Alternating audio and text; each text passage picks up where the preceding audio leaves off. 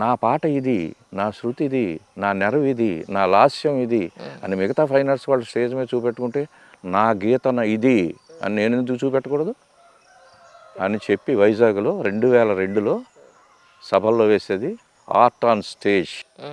ఎప్పుడో భీమసేన్ జోషి పాడుతుంటే ఎంఎఫ్ హుస్సేన్ గారు పెయింటింగ్ వేశారు. అడవుల్లోంచి పెద్ద పుల్లు రావడం, ఇలాంటివి కొన్ని అక్కడక్కడ మనకి అలా బ్లింక్ అవుతుంటాయి. అయితే ఫుల్ ఫ్లెడ్జ్డ్గా 2.5 hours పాట అయ్యే లోపల బొమ్మ అవ్వాలి. అందులో ఉన్న సాహిత్యంలో ఉన్న గాఢత అందులో కనపడాలి.